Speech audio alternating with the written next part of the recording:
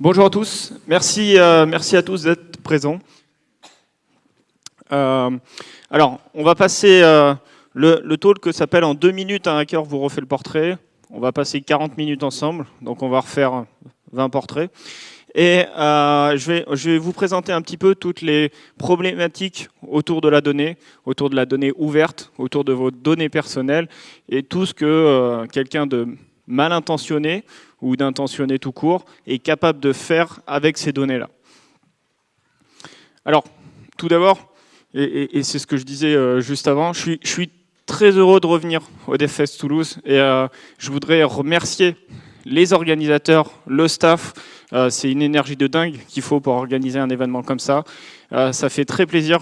Il y a 4 ans, on n'était pas ici, on était en centre-ville, mais il y a 4 ans, je donnais une conférence au DevFest Toulouse. C'était une de mes premières grosses conférences et je suis très heureux d'être là, à la maison en plus. Je fais ça un peu toute l'année et ça fait plaisir de faire ça à Toulouse.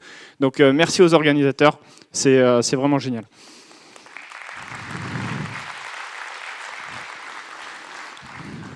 Alors qui je suis rapidement, donc je m'appelle Baptiste Aubert.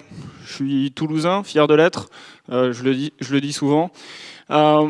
J'ai créé une société qui s'appelle Predictalab. Predictalab, on a créé ça avec un ami toulousain il y a 3 ans. C'est une société qui fait de l'OSINT. Vous en avez peut-être entendu parler, c'est de plus en plus à la mode. C'est de l'open source intelligence. Je me suis fait connaître sur les réseaux sociaux il y a 8 ans, 9 ans, quelque chose comme ça, pour avoir trouvé des failles de sécurité dans des applications mobiles et des sites internet, notamment gouvernementaux. J'ai bossé sur plusieurs pays, sur l'Inde, beaucoup sur l'Inde, un peu les États-Unis, la France, Russie, Chine, et voilà. Donc j'aimais bien avoir des problèmes de temps en temps. J'ai une grosse communauté aujourd'hui sur Internet. Et on voit le morcellement de l'Internet, puisque mon slide a été mis à jour. J'ai 3000 réseaux sociaux maintenant, donc n'hésitez pas à suivre, ce sera avec plaisir pour voir. Vous allez voir toutes les bêtises que je fais toute l'année. Alors, avant de parler, donc moi je suis un peu comment dire, on est dans une conférence de développeurs, mais ce que je voudrais vous amener, c'est un peu de la sécurité, de la cybersécurité, et même dans les conférences de cybersécurité que je fais tout au long de l'année, j'ai dû faire une 40aine de conférences cette année, je rappelle toujours les fondamentaux de la sécurité. Parce qu'avant de parler de choses, il faut qu'on soit d'accord sur le vocabulaire, il faut qu'on ait les mêmes notions en tête et la même compréhension. Alors la première notion, ça va être le modèle de menace. Le modèle de menace, qu'est-ce que c'est? Qu'est-ce que ça veut dire? Parce qu'avant de se protéger, avant de parler de solutions, avant de parler de problèmes, il faut déjà qu'on définisse les notions. Et donc le modèle de menace, c'est grosso modo qui sont vos opposants, qui sont vos adversaires, contre qui vous vous protégez. Et donc j'ai pris un truc qui me parle à moi, hein. Je suis vieux mais pas tant que ça, j'ai pris Batman. Quel est le modèle de menace de Batman? Qui veut s'attaquer à Batman? Il va y avoir les méchants. Il va y avoir le pingouin, le Joker. Il va y avoir la police. Parce que ce que fait Batman, fondamentalement, on n'a pas trop le droit de grimper sur les immeubles, de sauter partout, de casser la gueule à tout le monde. C'est pas trop autorisé. Et après, il y a les journalistes. Parce que les journalistes, ils veulent connaître son identité, ce qu'il fait, où il sera, etc. Donc ça, on identifie les ennemis. Bon, on a pris Batman, mais si je suis avocat, si je suis journaliste, si je suis un homme politique, en fait, et si je suis un ouvrier à la chaîne, si je suis un développeur, on n'a pas les mêmes ennemis fondamentalement. Les attaquants potentiels qu'on va avoir ne sont pas les mêmes. Et c'est bien normal. Et donc, on va se protéger en conséquence. Une fois qu'on a identifié nos ennemis, on va identifier ce qu'on veut protéger. Batman, qu'est-ce qu'il veut protéger? C'est sa Batcave, c'est sa très belle voiture, c'est son majordome, c'est ses messages personnels, et c'est les assets qu'il va vouloir protéger. Alors ensuite, on va parler de surface d'attaque. Et j'ai mis ce slide à dessein parce qu'aujourd'hui, le monde se complexifie, le travail se complexifie. On parle beaucoup de télétravail, d'hybride workplace, je vais y arriver. Et donc, il y a la surface d'attaque d'une entreprise, d'une personne physique ou morale est de plus en plus compliquée. Et quand on est un défendeur, quand on veut défendre le périmètre de sa société, c'est de plus en plus compliqué. Donc, il faut prendre tout ça en ligne de compte. Et après, la dernière notion, c'est la notion d'acteur de la menace. Okay, on a identifié qui veut nous poser des problèmes. Mais pourquoi il veut nous poser des problèmes? Parce que, en fait, un hacker, c'est pas le stéréotype du jeune en hoodie qui a le sweat à capuche dans sa cave. Oui, j'ai mis un hoodie sans faire exprès. C'était pas voulu. Mais il y a de la lumière, donc ça va, ça passe. Et en fait, les motivations des attaquants sont différentes. Il y a des attaquants qui vont faire pour des raisons politiques, d'autres pour des raisons géopolitiques, d'autres parce que c'est fun. Juste c'est fun. Moi, ce que je faisais à l'époque, quand j'ai hacké des applis gouvernementales, c'était pour le défi technique. C'est pour le dire, ouais, j'ai réussi à le faire. Je suis motivé à le faire. Et c'était juste ça. D'autres, c'est l'argent. Je vais rançonner des sociétés. Le but du jeu, c'est industriel. Je veux me faire de l'argent. Il y a un modèle économique derrière. Donc, on a des attaquants différents qui attaquent pour des raisons différentes sur des périmètres qui sont très larges. Donc, si vous devez garder une seule chose en tête et un seul résumé de la cybersécurité, c'est grosso modo, c'est ça. Un résumé de la cybersécurité, c'est quoi? En fait, vous allez vous prendre un point dans la figure. La question n'est pas est-ce que vous allez vous prendre un point dans la figure. Le threat actor, l'acteur de la menace, votre attaquant, c'est celui qui va vous le mettre. La menace, c'est quoi? La menace, c'est ce point que vous allez vous prendre. La vulnérabilité, c'est votre incapacité à savoir se battre, à savoir éviter ce coup de poing. Et le risque, ça va être la probabilité d'avoir ce point dans la figure. Et donc c'est une image très simple, mais qui marche exceptionnellement bien. Et vous allez voir qu'on va l'appliquer en fait aux personnes morales, mais aussi et surtout aux personnes physiques. Donc à vous en tant que professionnel, mais à vous en tant que personnel aussi.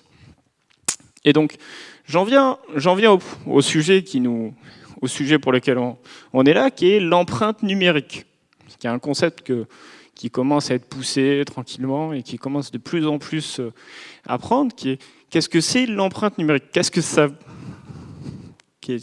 veut dire? Tous les jours, dans la vie réelle, vous faites des choses. Aujourd'hui, vous êtes au DevFest. Vous rencontrez des gens. Vous êtes avec des collègues. Il y a des gens que vous n'avez pas revus depuis longtemps. Ah, salut! Il y a des gens qui vont prendre des photos.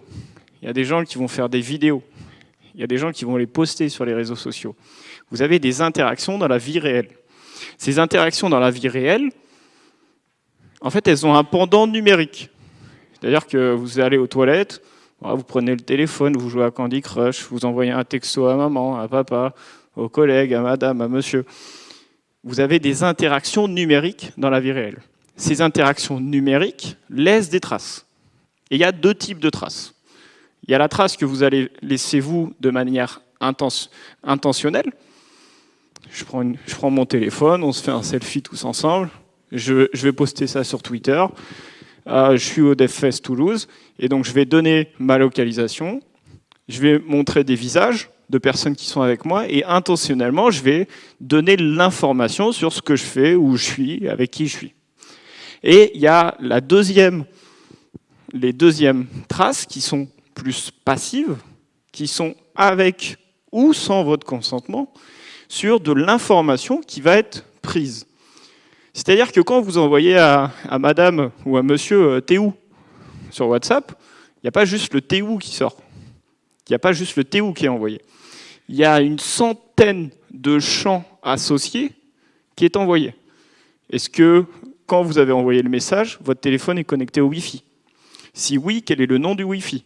Quelle est la force du Wi-Fi? Quel est le niveau de votre batterie? Est-ce que vous êtes branché au secteur?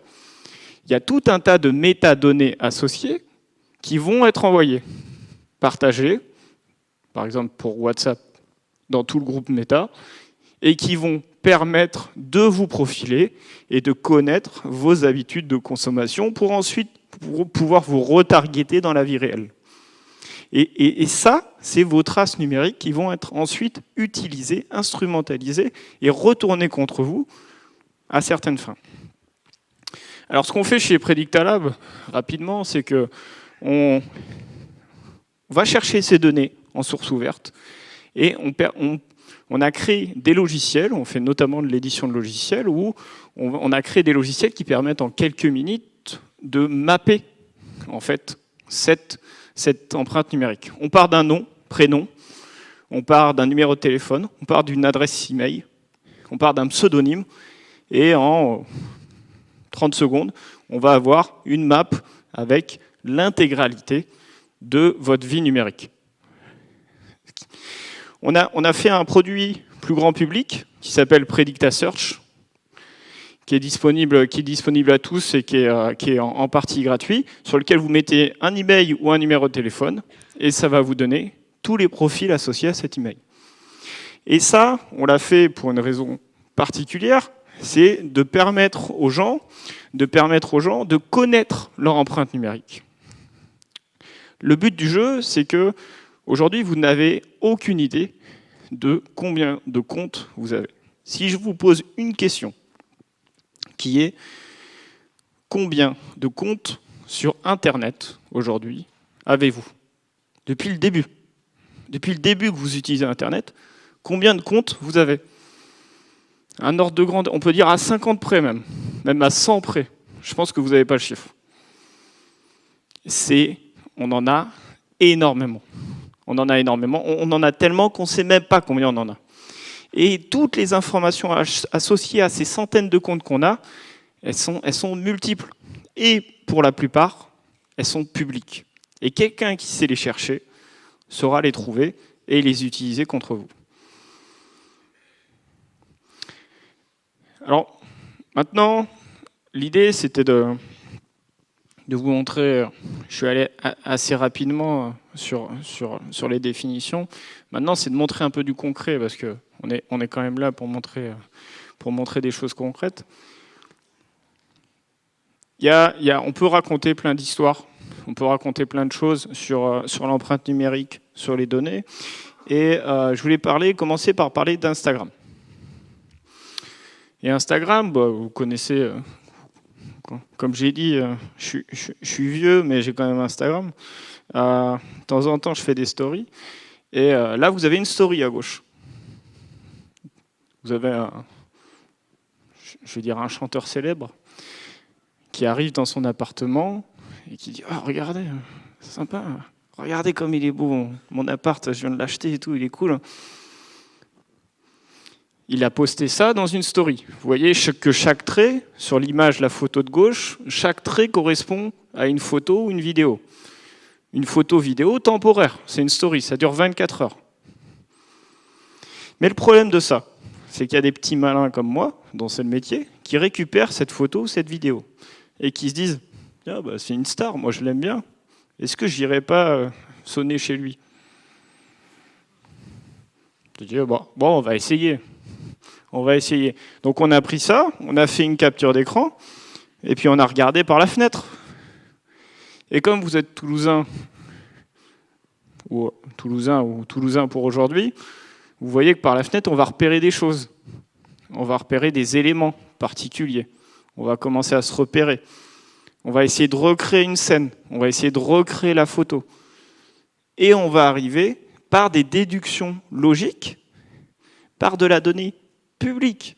On va aller sur Google Earth, on va aller sur Google Maps, on va regarder un petit peu et on va resituer et on va retrouver des éléments. Et on est capable, de manière extrêmement précise, de retrouver une localisation. Alors là, c'est marrant, j'irai pas sonner à sa porte, je m'en fiche. Mais ça peut être plus grave. Ça peut être beaucoup plus grave. Il y avait un rappeur américain qui était dans un gastronomique américain. On juge pas, hein. On a dit on juge pas.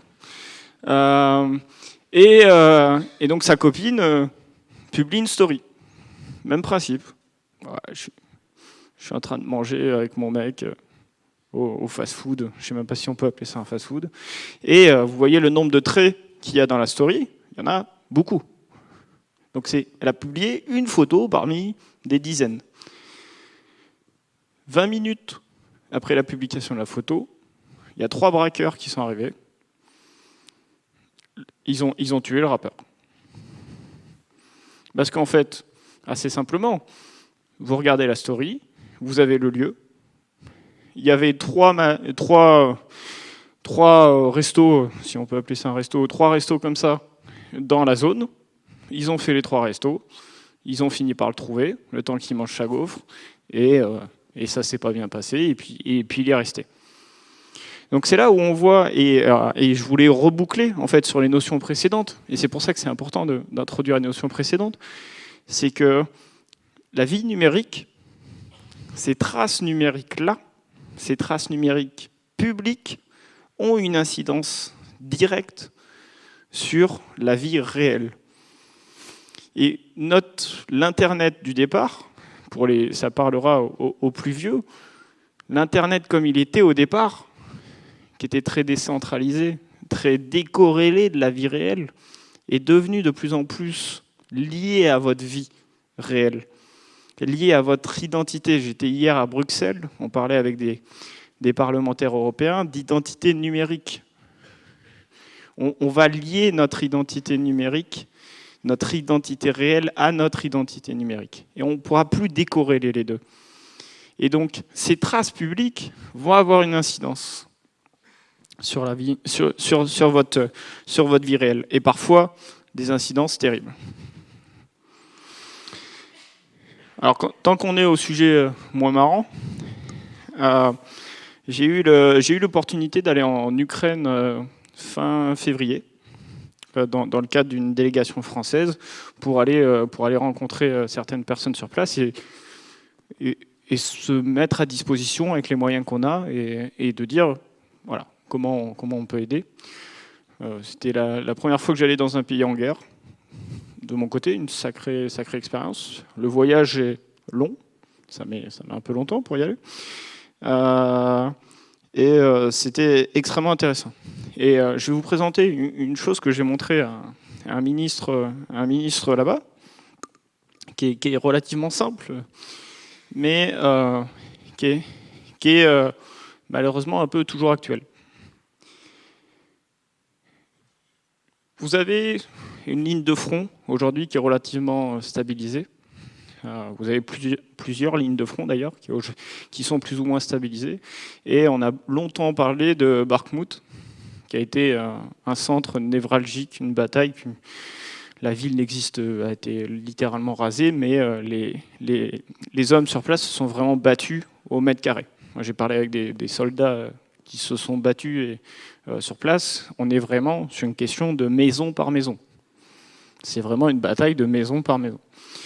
Et si vous tapiez le nom des villes du front sur TikTok, vous aviez toute une flopée de vidéos. Mais quand je dis une flopée de vidéos, vous aviez vraiment beaucoup de vidéos. Et donc vous aviez des vidéos, alors je ne pense pas qu'il y ait du son, non. Vous aviez des vidéos comme ça. Des soldats qui se baladent, que ce soit du côté russe ou du côté ukrainien, qui se baladent et qui sont dans Bakhmout, comme ça, et ils montrent, et voilà, on avance, on est dans la ville, on est chez nous, on libère. Mon idée n'est pas de faire de politique, je parle de données. Et en fait, juste avec cette vidéo-là, on va faire la même chose que ce qu'on a fait avec notre chanteur toulousain.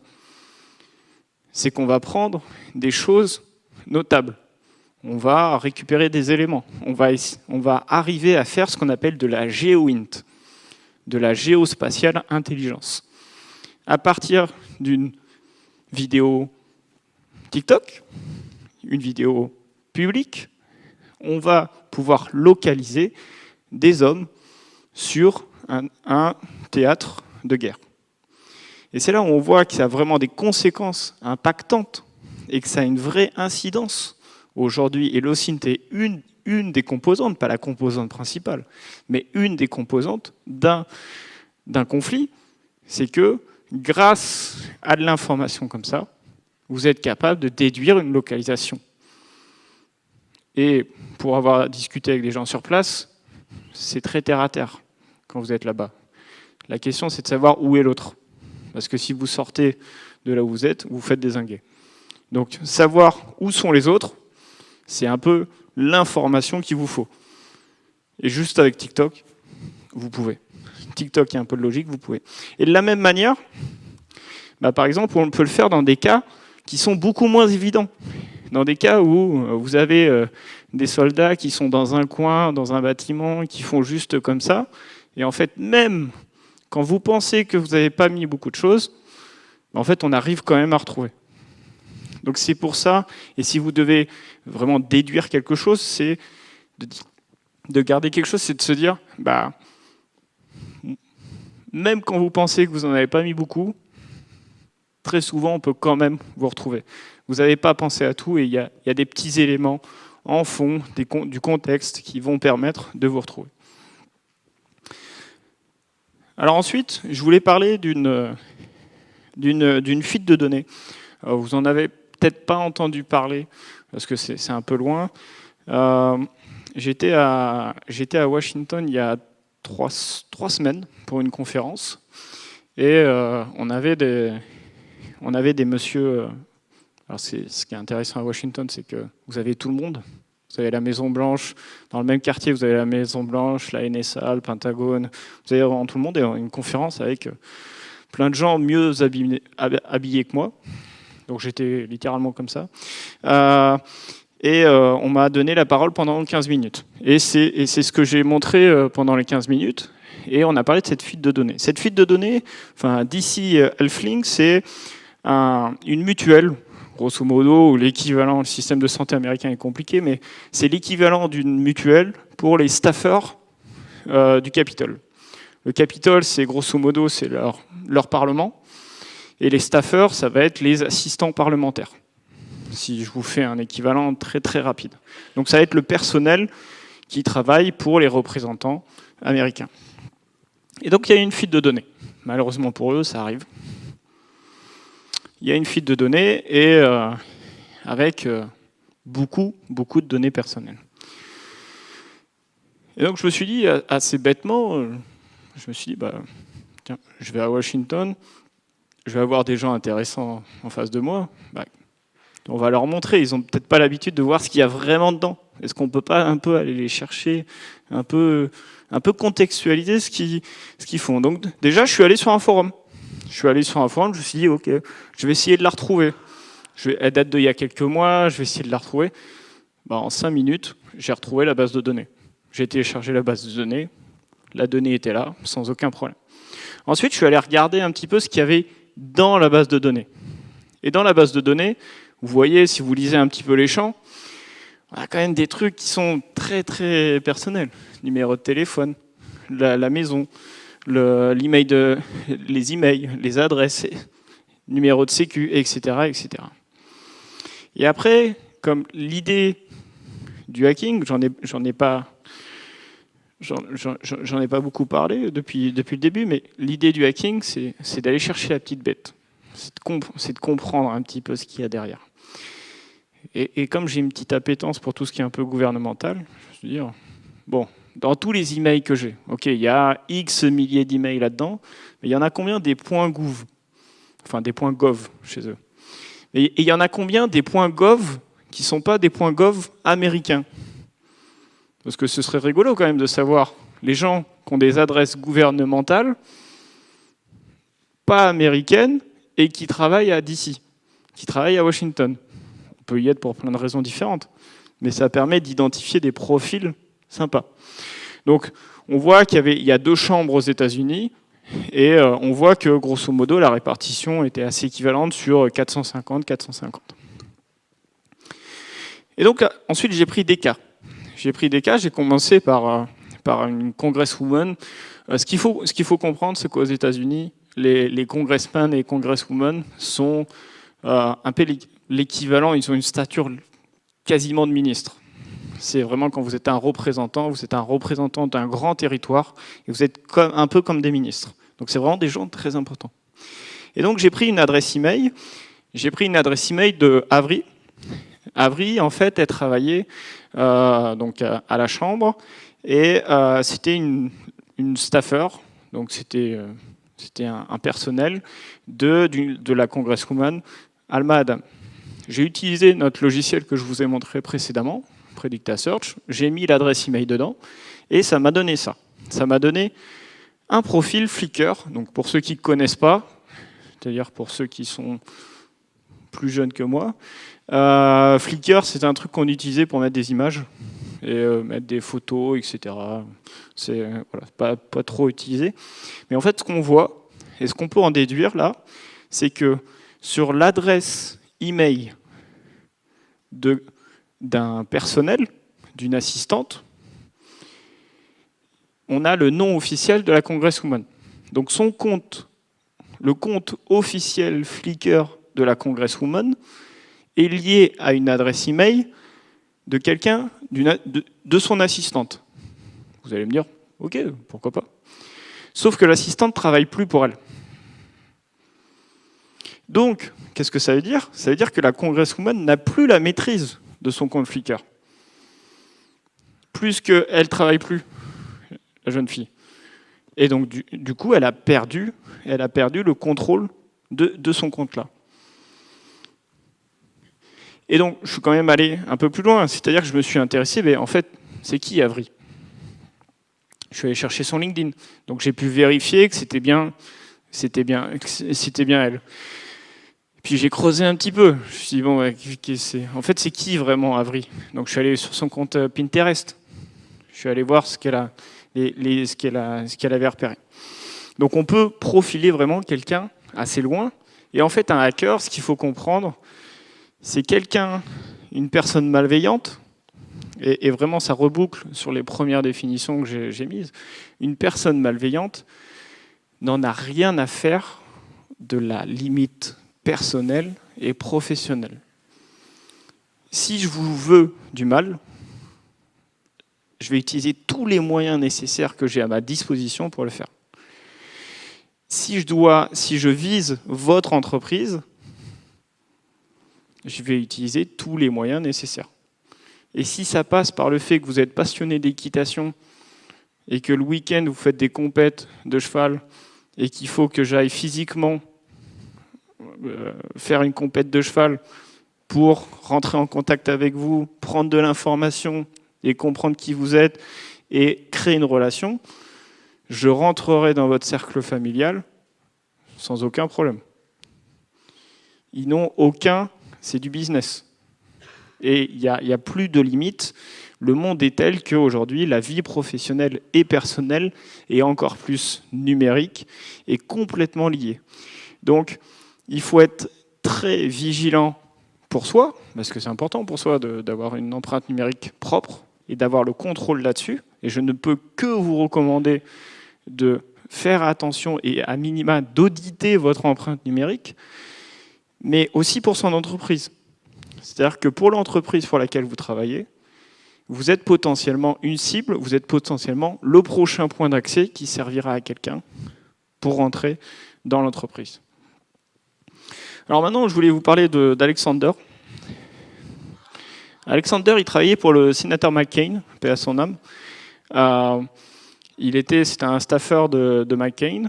Et donc, Alexander, j'ai pris son adresse email et je l'ai mis dans notre outil, encore une fois, et j'ai vu qu'il avait fuité. C'est-à-dire que son adresse email s'est retrouvée dans une fuite de données. Je me suis dit, ok, on va tirer le fil. On va aller voir ce qu'il y a dans la fuite de données. Et dans la fuite de données, en fait, on a retrouvé son compte caché. C'est-à-dire, ce qu'il faut savoir, c'est que les hommes politiques, les hommes et femmes politiques, ou les hommes avec un grand H, ils ont leur compte officiel, où ils peuvent à peu près rien dire, où c'est une communication très lisse. Et ils ont toujours des comptes à côté, pour pouvoir utiliser, comme vous et moi, leur compte. Et là, c'était son compte caché. Donc, à travers, en fait, on est quand même sur un homme politique, mine de rien, à travers en fait une adresse email, une fuite de données. On va prendre une autre fuite de données et on retrouve une information très personnelle où on voit vraiment ce qu'il aime, ce qu'il pense et ce qu'il poste. On peut pousser encore un peu le truc plus loin. C'est-à-dire que Alexander, je suis allé sur son profil, j'ai retrouvé son LinkedIn. Mais j'ai retrouvé sa chaîne YouTube. Bon, et sur sa chaîne YouTube, il a moins de vêtements que sur sa photo officielle. On voit qu'il est très beau, il est devant l'obélisque, etc. Là, il a un très beau costume. Sur YouTube, il a moins de costumes. Et ça, c'est quelque chose, et ça fait écho à ce que je disais juste précédemment, c'est que si je vous veux du mal, déjà, aux US, il s'appelle Alexander. Dans le contexte actuel, c'est pas fou. Et en plus, si politiquement, je veux avoir un levier contre vous, ouais, elle est bien la photo. Je veux dire, moi j'ai une photo de toi tout nu. Je dis ça, je dis rien, mais si tu vas plutôt faire ce que je te demande. Donc, c'est un vrai sujet. Et la dernière personne sur laquelle je me suis intéressé là-dessus, c'est Abby.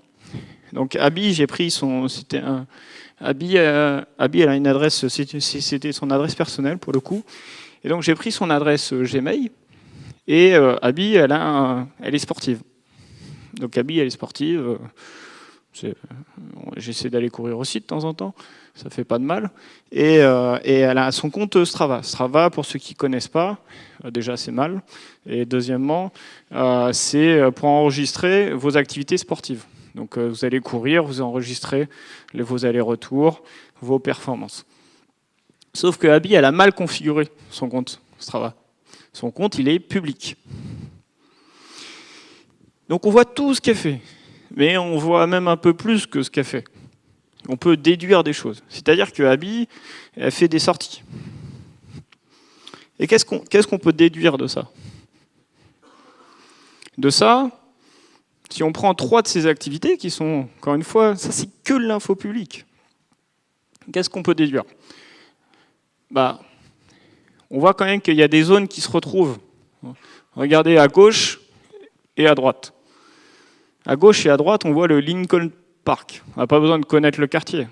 On voit qu'on a deux fois le même parc. On voit 2 fois que c'est Evening Run. Je ne sais pas s'il y a pas l'heure.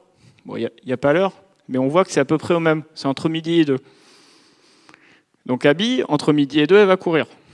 Abby, entre midi et 2, elle va courir autour de ce parc. Abby, entre midi et 2, elle court autour de ce parc, et elle part du même point, et elle arrive au même point. Abby, il y a des chances qu'elle bosse. Je sais qu'elle bosse, j'ai vu son profil LinkedIn. Je sais même dans quel organisme elle bosse. Donc Abby, je sais exactement où se trouve son bureau. Et puis j'ai trouvé celle du milieu. Celle du milieu, c'est pas entre midi et 2. Abby, elle aime bien aller courir le week-end aussi. Comme vous et moi, le week-end, de temps en temps, on arrête d'aller au bureau, on rentre chez nous. Et le week-end, c'est chez elle. Donc, il y a des forts à parier que le point de départ, qui est le même point, qui est son point d'arrivée aussi, sur sa course du week-end, c'est là où elle habite. Donc, en fait, si on résume ça assez simplement, c'est que elle a fait un truc qu'elle aime. Elle a pris l'application Strava, elle l'a mis sur son tel, fin de l'affaire. Elle ne s'est pas posé plus de questions que ça, Abby. Mais en fait, juste en utilisant un service, en utilisant les réglages par défaut, elle a donné tout un tas d'informations extrêmement personnelles sur son activité, sur où elle est, quand elle est, et sur qu'est-ce qu'elle fait au quotidien. Et c'est là où c'est important. Et c'est vraiment quelque chose, si vous devez repartir avec quelque chose, c'est vraiment ça, c'est de se dire, en fait, les services que vous utilisez au quotidien, ils ont des réglages. Et parfois, très souvent, les réglages par défaut ne sont pas à vos avantages. Les réglages par défaut sont à l'avantage de la société. Parce que plus ils ont de data, plus ils font de commerce.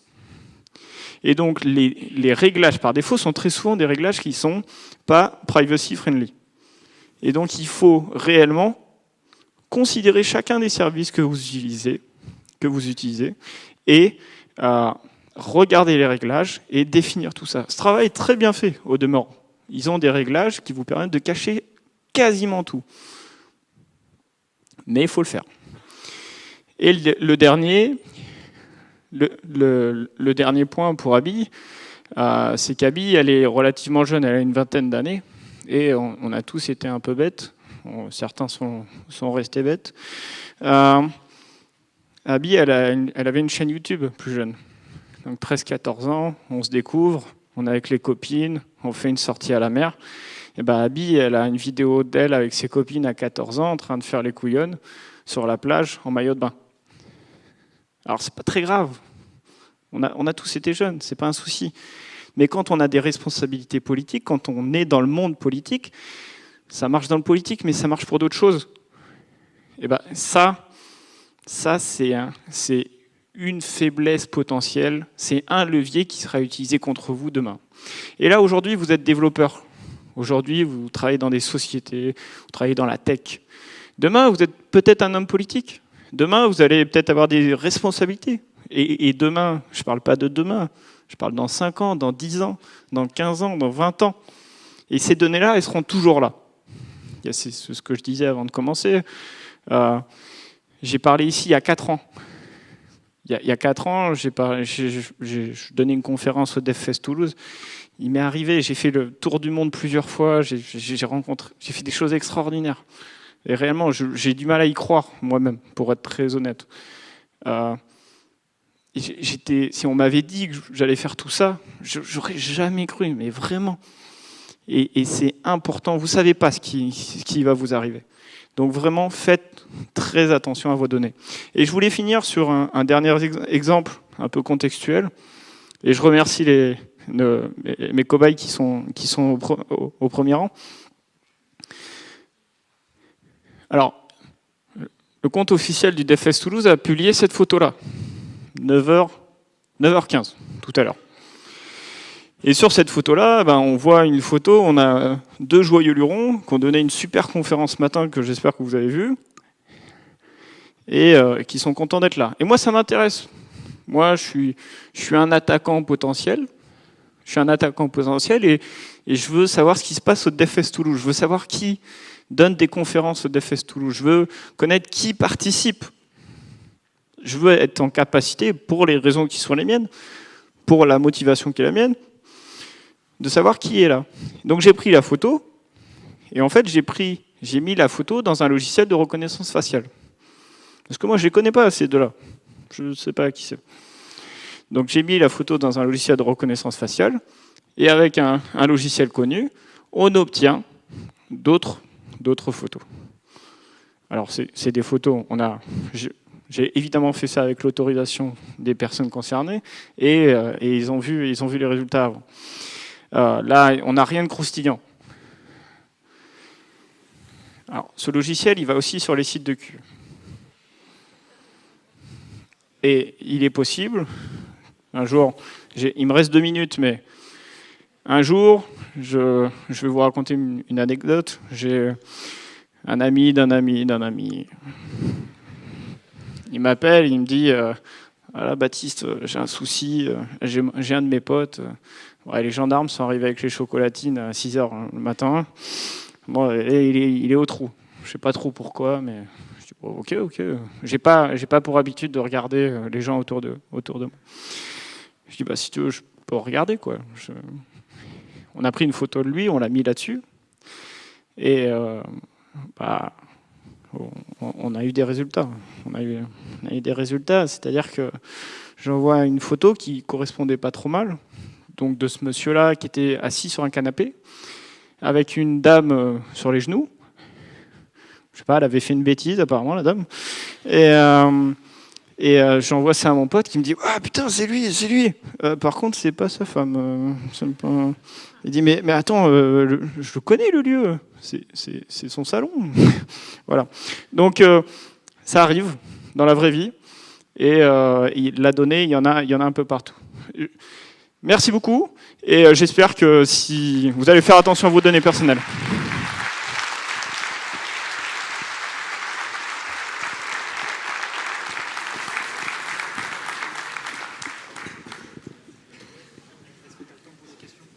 Ouais, moi j'ai le temps, hein, si c'est possible. Est-ce que vous avez des questions? Oui. Bonjour, merci déjà pour la conférence, c'était top.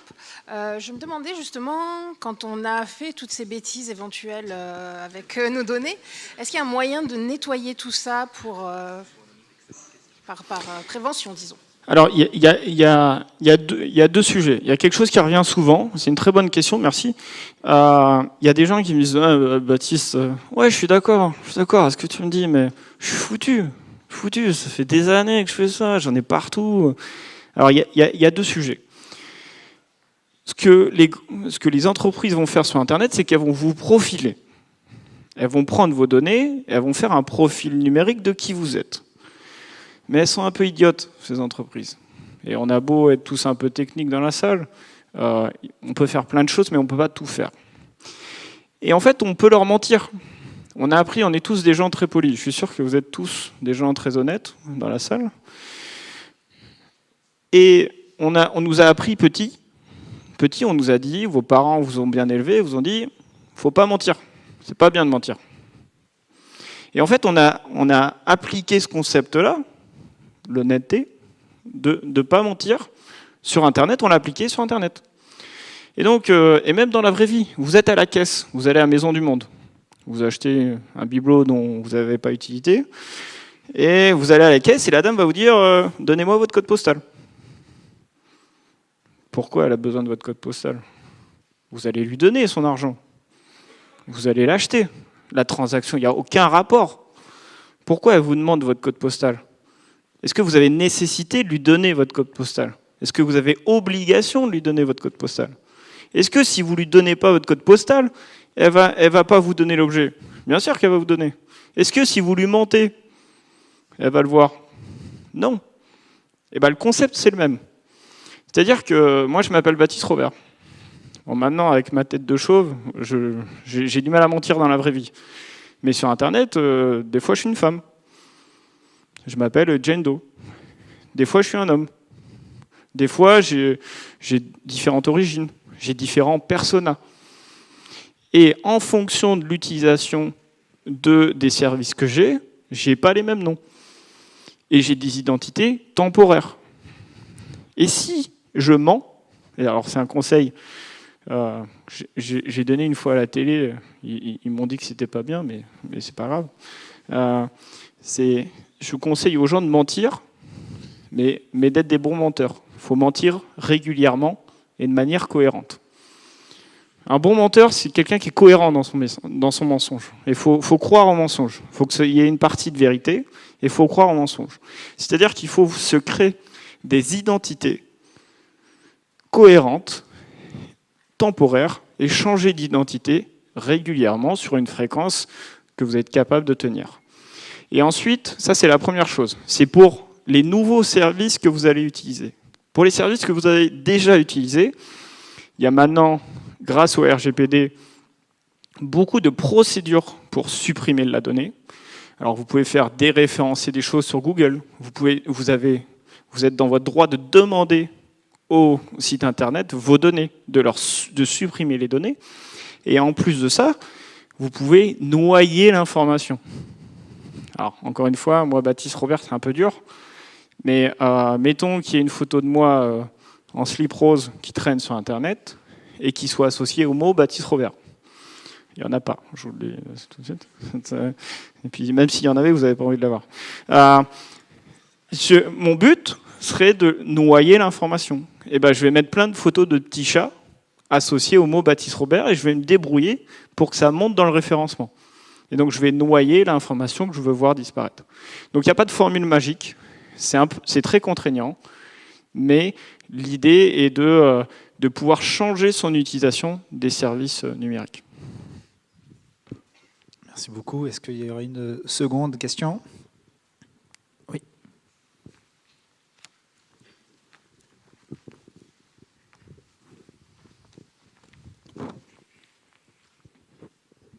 Merci Baptiste.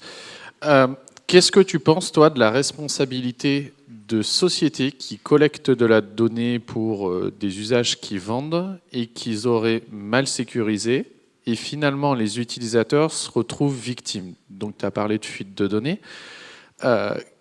Quel levier tu proposes en fait aux gens qui ont été victimes de ces fuites de données pour pouvoir un peu se relever? Alors, c'est une très bonne question, merci, et qui est un sujet politique, international, extrêmement d'actualité. J'étais en début d'année, début mars, j'ai eu la chance, vraiment l'honneur d'être à la Maison Blanche. J'étais en hoodie aussi. C'est assez, voilà, quand je vous dis des choses incroyables, c'est vraiment des choses incroyables. Jamais de ma vie. Ça faisait partie de la discussion qu'on a eue. Donc Biden a refait ce que Trump avait défait, c'est-à-dire qu'il a nommé un cybersecurity, un chef de la cybersecurity qui reporte directement à Biden. Il a réinstauré réellement un bureau qui s'occupe de ça. Et donc on a rencontré ces gens-là. Déjà, c'est passionnant. Et deuxièmement, il y a une approche américaine et une approche européenne. On n'a pas, sur le même problème, on n'a pas les mêmes idées. Les Américains sont très pragmatiques. C'est-à-dire que vous êtes une société, vous êtes pour beaucoup développeurs ici, donc vous créez des systèmes. Vous n'êtes pas des experts de la cybersécurité et vous faites probablement des erreurs. On en fait tous. Et peut-être que le produit sur lequel vous allez travailler, demain, les données de ce produit-là vont fuiter. Quelle est la responsabilité ? À qui revient la faute ? Est-ce que la faute est à la société, la personne morale ? Est-ce que la faute est aux dirigeants de la société ? Est-ce que la faute est aux développeurs ?